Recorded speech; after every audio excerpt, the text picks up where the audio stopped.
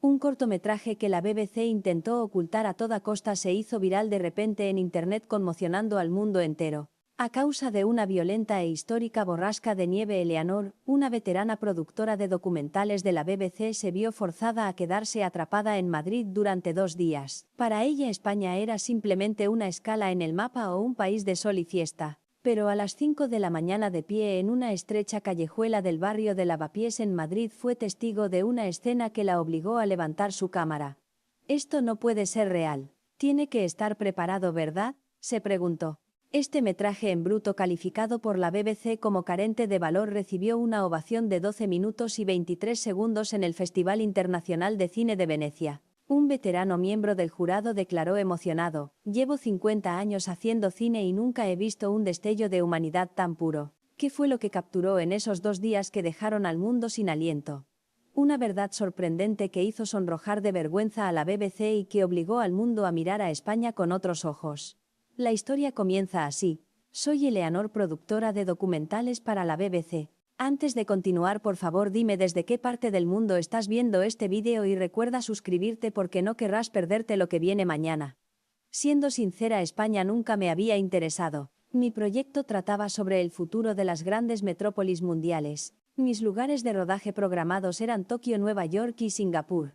En cuanto a Madrid, ni siquiera estaba en mi lista de suplentes. Fue solo porque los vuelos directos de Tokio a Londres estaban todos agotados que me vi obligada a hacer escala en el aeropuerto de Barajas.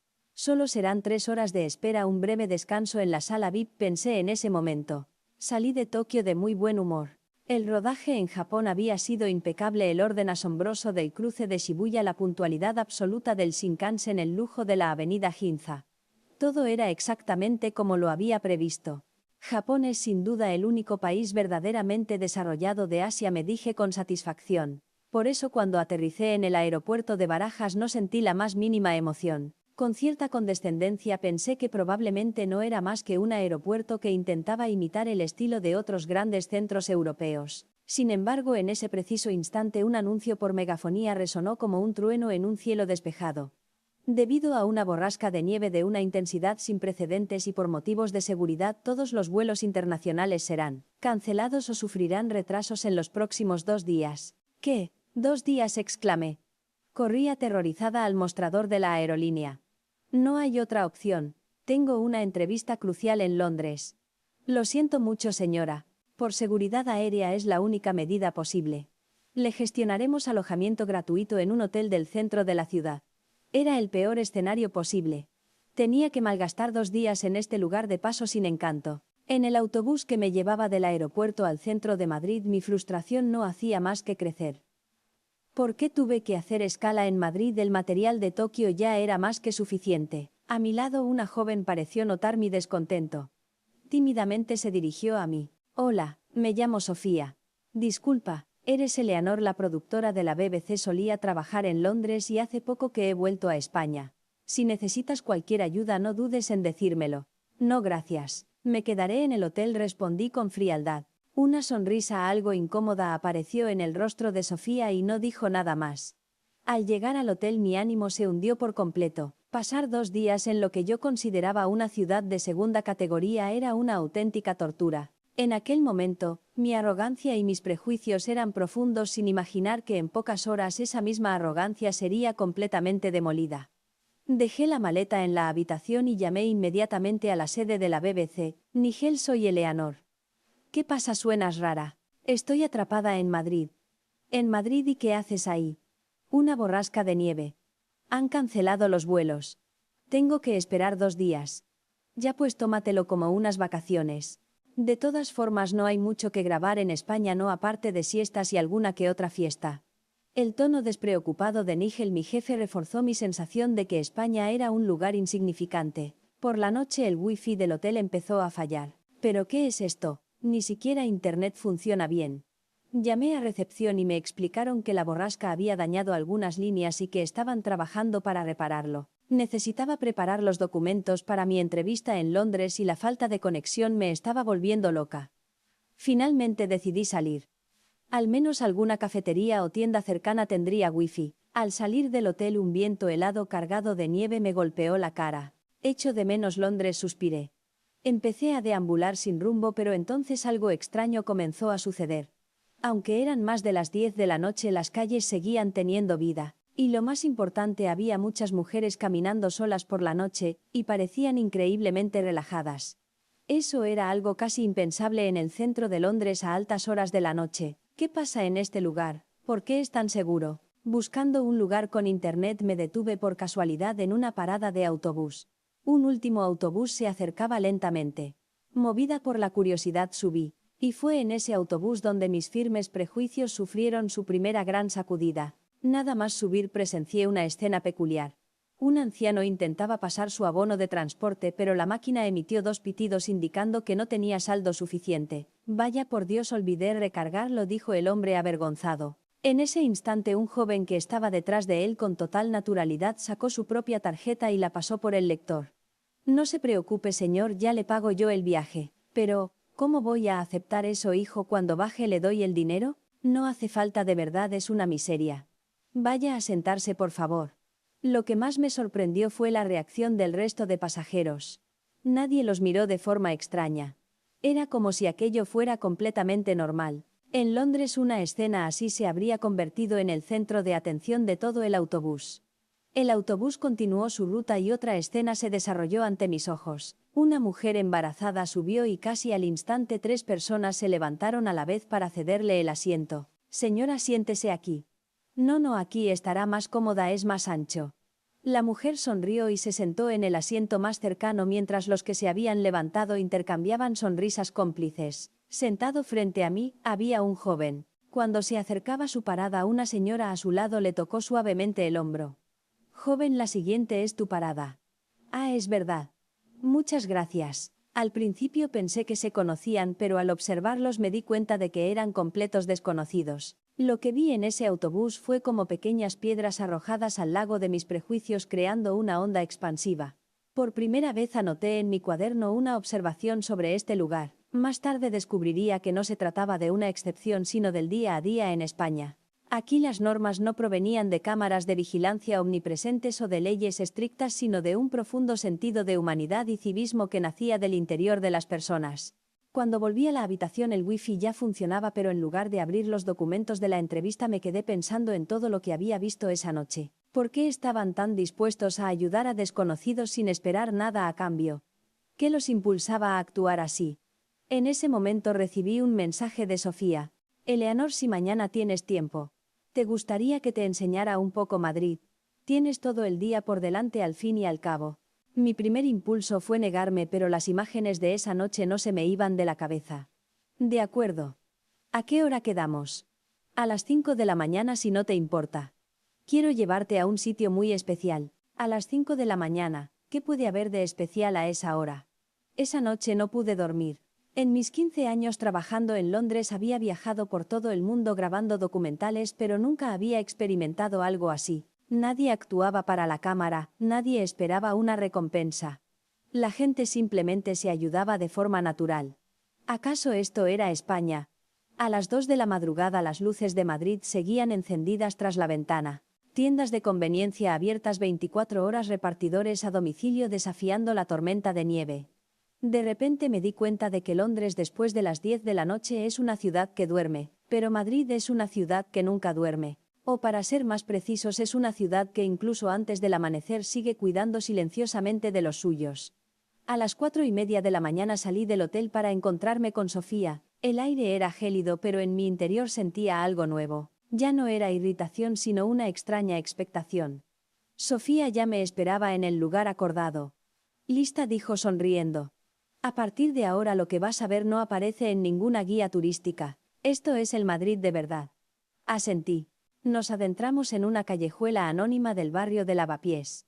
Al entrar sentí como si hubiera viajado en el tiempo. Aquí no había rascacielos como en la City de Londres, solo letreros antiguos, rejas de hierro forjado y paredes con la pintura desconchada. El aire olía a humedad y a una mezcla de algún guiso casero.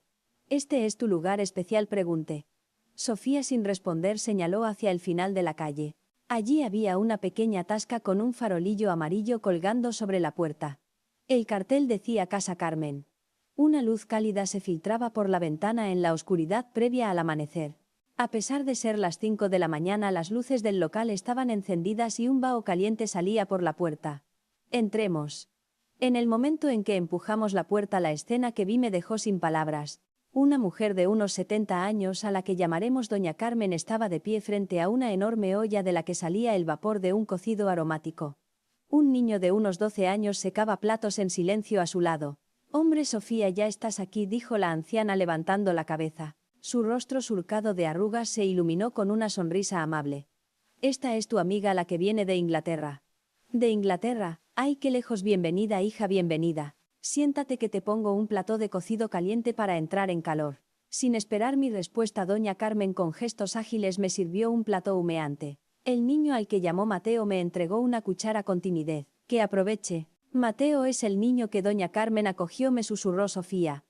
«Hace años su familia tuvo una tragedia y Carmen se hizo cargo de él». El niño pareció oírlo, pero solo sonrió y dijo: «Ya pasó todo. Con Carmen tengo todo lo que necesito». Vi cómo la anciana acariciaba la cabeza de Mateo con ternura y comprendí al instante que el vínculo entre ellos era más fuerte que la sangre. En ese momento la puerta se abrió de nuevo y entró un grupo de jóvenes con uniformes de plataformas de reparto como Globo y Uber Eats. Aún traían el frío de la calle en sus ropas. «Carmen, ya estamos aquí». «Ay, mis niños, tenéis que estar helados, sentaos que el cocido ya está listo». Lo que sucedió a continuación destrozó por completo la escala de valores que yo había construido durante años.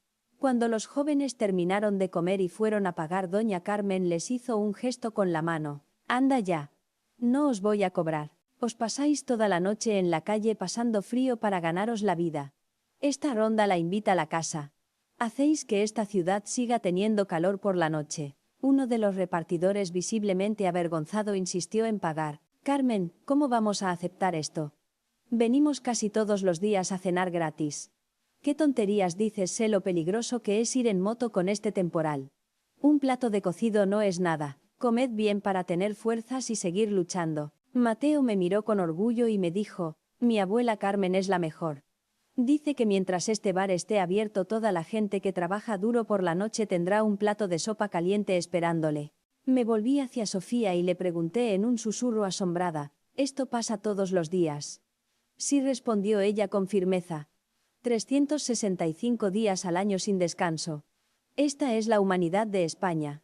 No está escrita en ninguna ley, pero es una fuerza más poderosa que cualquier ley. Es la conexión más cálida entre las personas». Poco después entraron varios trabajadores del servicio de limpieza con sus chalecos reflectantes. Tampoco pagaron. Uno de ellos, en silencio, cogió una escoba y se puso a barrer la nieve y las hojas de la entrada del local. En aquel lugar, el dinero parecía haber perdido su significado original. Algo más antiguo y valioso circulaba silenciosamente entre ellos. Yo, acostumbrada a analizarlo todo con cifras y beneficios, me quedé sin palabras. Me quedé allí observando en silencio cómo los limpiadores y los repartidores charlaban con Carmen como si fueran una familia. Aquel simple plato de cocido parecía emitir una luz sagrada, atravesando el muro de mi arrogancia y mis prejuicios. Por fin lo entendí. Lo que vi en el autobús nocturno no fue una coincidencia. Era una calidez arraigada en esta tierra, presente en la sangre de su gente. No era solo una historia conmovedora, sino la fuerza que cohesionaba a su sociedad. «Tengo que grabar esto». La idea me golpeó como una descarga eléctrica. Sin importarme los modales, me despedí apresuradamente de Carmen y Sofía y corrí de vuelta al hotel a por mi equipo de grabación profesional. El proyecto de la BBC, las órdenes de Nigel. Lo olvidé todo. Un propósito superior me estaba impulsando. Llamé a Sofía. «Sofía, ¿puedes ayudarme? Quiero documentar todo lo que he visto». Hubo un momento de silencio al otro lado de la línea, y luego escuché su voz firme: «Siempre te he dicho que sí, vamos». Pero justo cuando nos preparábamos para volver a Lavapiés, recibí una videollamada de Nigel. Su rostro estaba desfigurado por la ira. «Eleanor, ¿qué demonios estás haciendo? Me han informado de que no has cogido el vuelo alternativo que te reservaron». «Nigel, he encontrado una historia increíble en España. Esto es más profundo que cualquier tema que hayamos tratado antes», le dije con entusiasmo, mostrándole algunas de las imágenes que había grabado en la calle. Nigel frunció el ceño con una expresión de absoluto desprecio. «¿A esto le llamas increíble? Una tasca cochambrosa y un puñado de obreros pobres. Eleanor, nuestro proyecto es sobre el futuro de Asia. Necesitamos alta tecnología, centros financieros, juegos de poder. Necesitamos las torres Kio o la sede del Banco Santander, no esta estética barata de la pobreza. Pobreza. Esas palabras me hirieron como agujas. Te equivocas, Nigel. Tú solo ves la superficie, pero yo estoy viendo una fuerza completamente diferente. Mi voz se elevó sin que pudiera evitarlo. ¿Sabes que esta ciudad que consideras insignificante es uno de los centros culturales más vibrantes de Europa, un nexo de culturas y una defensora de los valores democráticos? Esto no es un lugar de segunda, es una potencia que el mundo debe de Lasso Cardo respetar. El rostro de Nigel se puso lívido. Parecía querer replicar, pero no le di oportunidad. La fuerza que tú consideras importante son los rascacielos y los portaaviones, pero la verdadera fuerza que he visto en estos 2 días reside en gente corriente como Doña Carmen, que construyen día a día la confianza social y una conexión sólida. Cuando llega un desastre no esperan al gobierno, se unen y se ayudan mutuamente. Esa fuerza cívica que nace desde abajo es su fortaleza más inexpugnable. Hubo un silencio sepulcral al otro lado de la línea. Finalmente Nigel dijo con una voz gélida: has perdido la cabeza, Eleanor. Te ha lavado el cerebro ese sentimentalismo barato. Ya no eres una documentalista objetiva. Tu comportamiento viola gravemente las directrices del proyecto. Eleanor Powell, estás despedida. La llamada se cortó. Miré la pantalla en negro mientras las palabras "estás despedida" resonaban en mis oídos. 15 años de trabajo leal, 15 años de esfuerzo desvanecidos en un instante. Un escalofrío recorrió mi espalda. Pero cuando bajé la vista y vi la cámara en mis manos y recordé la cálida sonrisa de Carmen y la mirada brillante de Mateo, no sentí ni una pizca de arrepentimiento. Podría encontrar otro trabajo, pero si dejaba pasar una historia que podría cambiar la percepción del mundo, me arrepentiría toda la vida. Llamé a Sofía de inmediato. Mi voz temblaba de emoción, pero era increíblemente firme. Sofía, me han despedido, pero todavía me queda casi un día. ¿Puedes llevarme a ver más de la verdadera cara de esta ciudad? Hubo un silencio de 2 segundos y luego su respuesta clara y cálida: por supuesto, Eleanor. Te enseñaré el paisaje más hermoso de España. Y ese paisaje no está en las montañas ni en las playas. Está en su gente. Me llevó a las afueras, a zonas que habían quedado aisladas por la gran nevada. La escena era desoladora: árboles caídos, calles cubiertas de un hielo sucio, muebles empapados apilados en las aceras. El aire olía a desesperación. Pero en medio de ese caos vi a un grupo de voluntarios, ciudadanos de a pie y miembros de protección civil, limpiando la zona con una calma y una eficacia asombrosas. Eran muchos, pero sus movimientos estaban coordinados. No había gritos ni órdenes, solo una colaboración silenciosa y perfecta. Mi cámara empezó a capturarlo todo automáticamente. Vi a una voluntaria de mediana edad arrodillada en el suelo helado ofreciendo un caldo caliente a una anciana que aún estaba en shock, consolándola en voz baja. Vi a jóvenes voluntarios abriendo camino con palas para que las ambulancias pudieran pasar, ayudando a la gente a sacar sus coches de la nieve. No había ni rastro de cansancio en sus rostros. Lo que más me impactó fue su interacción con los afectados. No se limitaban a repartir suministros. La mayoría de las veces simplemente se sentaban a su lado, les cogían la mano y escuchaban sus historias de miedo y pérdida. Era un consuelo que iba más allá de las palabras. Gracias a Sofía entrevisté a un voluntario que estaba repartiendo mantas y comida a los niños. Le pregunté por qué había venido tan pronto. Me sonrió y respondió: nuestros mayores nos enseñaron que la ayuda empieza por dar tranquilidad. Así que no solo traemos cosas materiales, lo más importante es reparar el corazón de la gente. Las pérdidas materiales se pueden recuperar poco a poco, pero las heridas del alma necesitan ser escuchadas y cuidadas. Sofía añadió: esta es una de las fuerzas cívicas más importantes de España. Décadas atrás España era un país que recibía ayuda internacional. Ahora, gracias a esta fuerza ciudadana, se ha convertido en un importante exportador de ayuda humanitaria. Sus equipos de rescate y emergencias son de los más eficientes del mundo. Me mostró una noticia en su móvil. Mira, en muchas cumbres internacionales los proyectos apoyados por la sociedad civil española superan a los de algunos países del G20. Es la transformación de receptor a donante. Es la forma que tiene la gente de esta tierra de devolver al mundo lo que un día recibió. Mientras miraba por el objetivo al voluntario, secando con delicadeza las lágrimas de un niño que lloraba, mis propios ojos se humedecieron. Por fin comprendí que la tasca de Doña Carmen no era un caso aislado.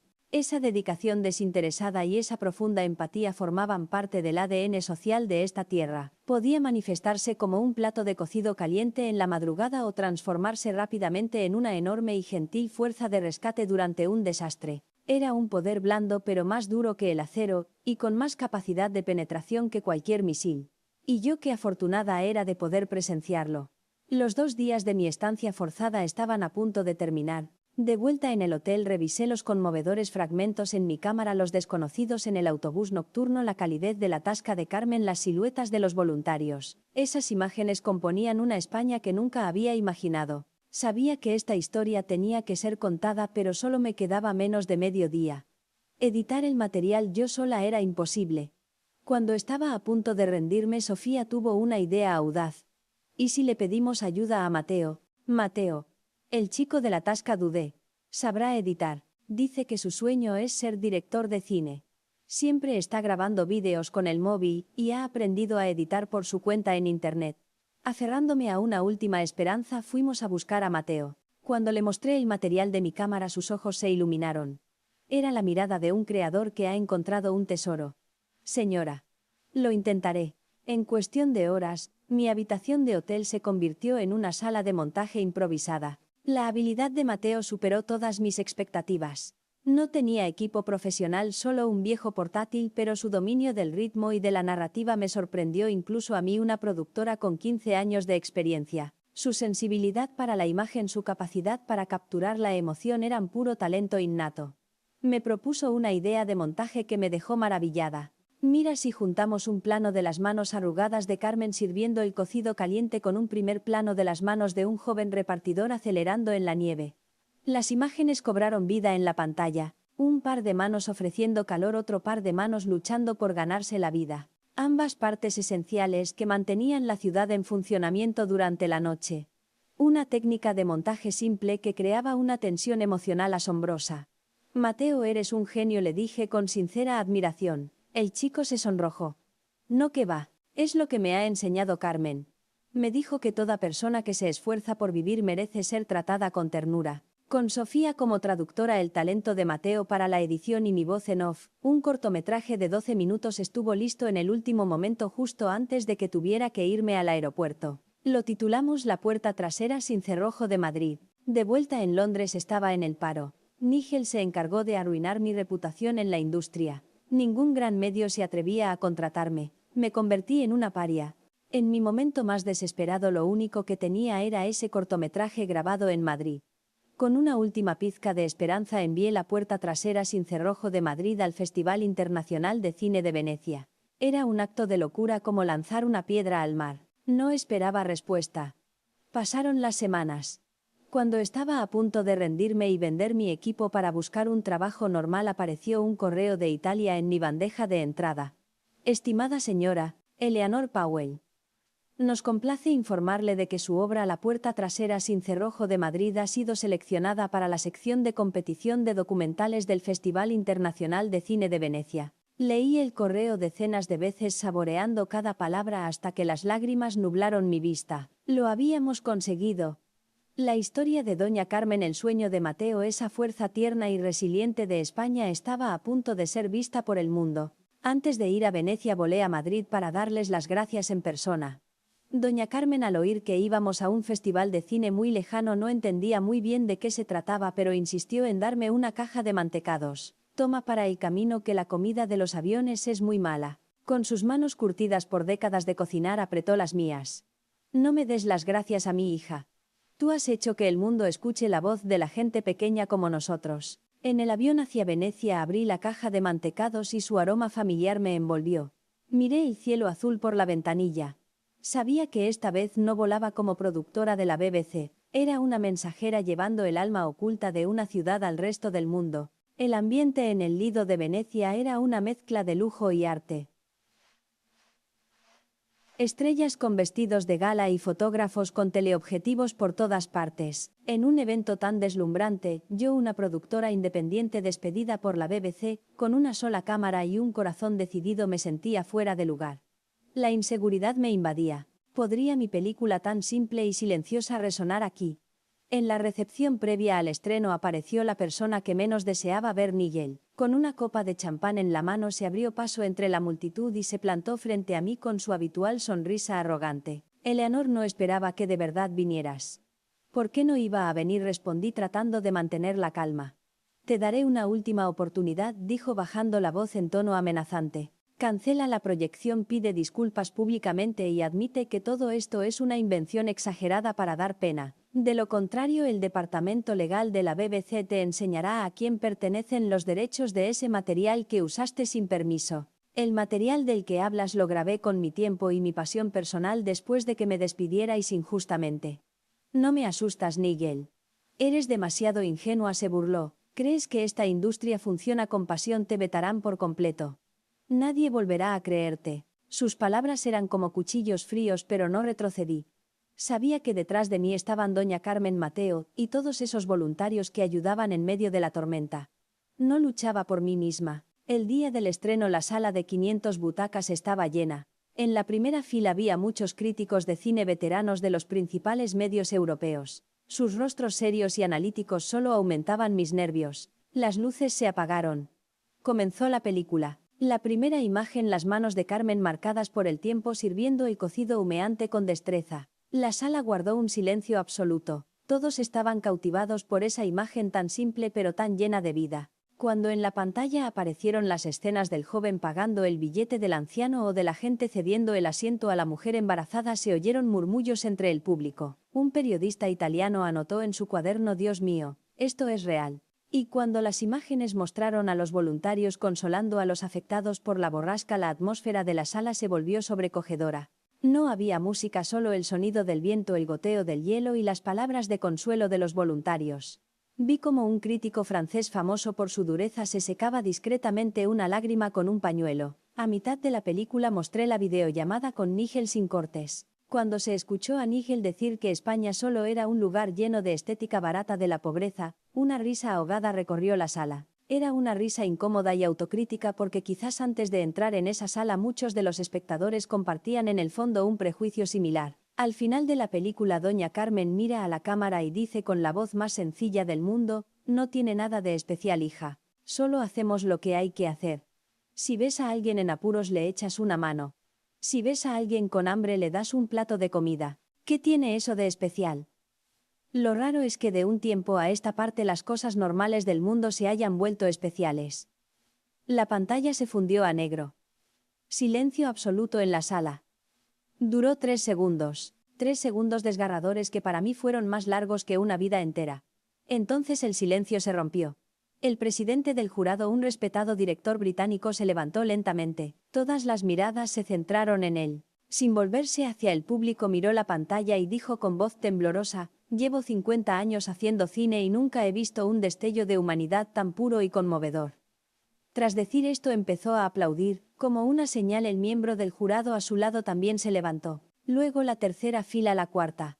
En menos de 10 segundos las 500 personas del público estaban de pie aplaudiendo. El aplauso estalló como una tormenta, un trueno que golpeó mi corazón. 1 minuto, 2 minutos, 5 minutos. El aplauso no cesaba. Mucha gente tenía los ojos enrojecidos. No aplaudían solo por la película, sino por algo hermoso en lo que una vez creyeron y que quizás habían olvidado. Mateo a mi lado me apretaba la mano emocionado. Eleanor susurró: lo han entendido. Lo han entendido. Después de 10 minutos el aplauso continuaba. El presentador intentó subir al escenario para tomar el control, pero su voz quedó ahogada en el mar de aplausos. Finalmente la organización proyectó el tiempo en la pantalla: 12 minutos y 23 segundos.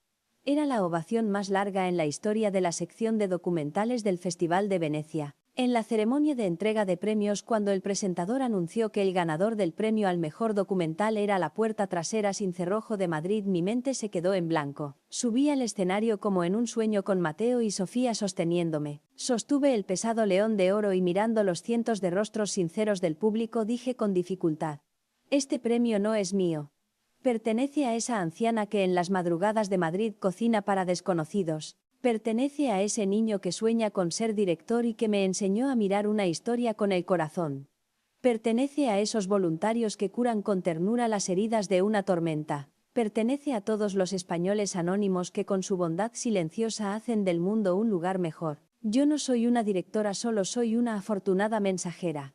Gracias por darme la oportunidad de entregarle al mundo esta carta de amor desde España. El éxito en Venecia fue como una enorme piedra lanzada al lago de la opinión pública mundial, y las ondas que generó fueron mucho más amplias y profundas de lo que jamás imaginé. De la noche a la mañana, la puerta trasera sin cerrojo de Madrid se convirtió en el foco de los medios de comunicación de todo el mundo. Pero el impacto más sorprendente ocurrió en la política internacional. De alguna manera la película despertó una oleada de simpatía y comprensión hacia España. En los foros paralelos de la Asamblea General de la ONU y la Organización Mundial de la Salud de ese año, las voces de apoyo a la participación de España fueron más fuertes y claras que nunca. Un líder europeo mencionó emocionado en un discurso: a través de un documental hemos visto el alma real de una nación. Un pueblo tan cálido, resiliente y que tanto contribuye al mundo no debería ser ignorado en la gran familia internacional. Nunca pensé que un viaje personal que comenzó con un accidente de 2 días podría abrir una pequeña grieta en los altos muros de la política internacional. Una grieta minúscula pero llena de esperanza. Un año después tomé una decisión que me sorprendió incluso a mí misma. Vendí mi apartamento en Londres, empaqueté todas mis pertenencias y la cámara que cambió mi vida y me mudé a vivir a España. El Ayuntamiento de Madrid me concedió el título de ciudadana de honor, pero para mí el verdadero sentido de pertenencia lo encontré cuando volví a entrar en esa familiar callejuela de Lavapiés. La Tasca de Doña Carmen se había convertido en un lugar de peregrinación mundial. Turistas de muchos países venían expresamente para ver a esa legendaria mujer y probar ese cocido lleno de humanidad. Pero la esencia del lugar no había cambiado. A las 5 de la mañana el vapor seguía saliendo por la puerta. Doña Carmen al verme sonrió como si viera a una nieta que vuelve de un largo viaje. «Hija, has vuelto. Siéntate. ¿Tendrás hambre, no?» Los taxistas y los barrenderos seguían siendo los clientes habituales. Con orgullo explicaban con gestos a los turistas extranjeros. Sí, lo de la película es todo verdad, nuestra Carmen es así. Ahora ya hablo un poco de español, le dije a doña Carmen. Carmen, para mí Madrid ya no es una escala. Sus ojos rodeados de arrugas se iluminaron. ¿Y qué es ahora? Lentamente, palabra por palabra, respondí. Ahora es el punto de partida de todas las cosas hermosas. Doña Carmen sonrió feliz. Mateo ahora es estudiante en la ECAM, la Escuela de Cinematografía y del Audiovisual de la Comunidad de Madrid. Está preparando el guión de su primer largometraje, la historia de Carmen y su tasca. Dice que quiere seguir transmitiendo esa calidez a través de un lenguaje artístico aún más hermoso. Hoy sigo sentada en un rincón de la tasca escribiendo todo esto. Miro por la ventana cómo el cielo se ilumina lentamente y la ciudad despierta. Esas pequeñas cosas cotidianas que una vez consideré insignificantes ahora a mis ojos son los ladrillos más brillantes que componen la gran alma de esta ciudad. España me enseñó que la verdadera grandeza de un lugar no reside en su tamaño o en su poder militar, ni siquiera en su asombrosa capacidad tecnológica, aunque también la tengan. La verdadera grandeza de un lugar reside en su humanidad, en lo más simple pero más poderoso que habita en el corazón de cada persona. Es la bondad de pagar el billete de autobús a un desconocido. Es la compasión de curar las heridas de los damnificados por una tormenta. Es la calidez de mantener una luz encendida y un plato de cocido caliente en una callejuela para los que vuelven tarde a casa. Esta es una ciudad que funciona 24 horas al día, pero lo que realmente la mantiene en marcha no es la fría economía, sino el cálido corazón de su gente. Soy Eleanor. Un accidente de 2 días me permitió descubrir la verdad oculta de esta tierra. Y he decidido pasar el resto de mi vida contando su historia. ¿Ha terminado la historia? No. Mientras la luz de la tasca de doña Carmen siga encendida, mientras la gente de esta tierra siga cuidándose mutuamente, esta historia no terminará jamás. Gracias por leer hasta el final. Si esta historia te ha conmovido, por favor dale a me gusta, suscríbete y compártela. Ayudemos al mundo a ver a más de estos héroes españoles anónimos pero grandiosos que se esconden a nuestro alrededor.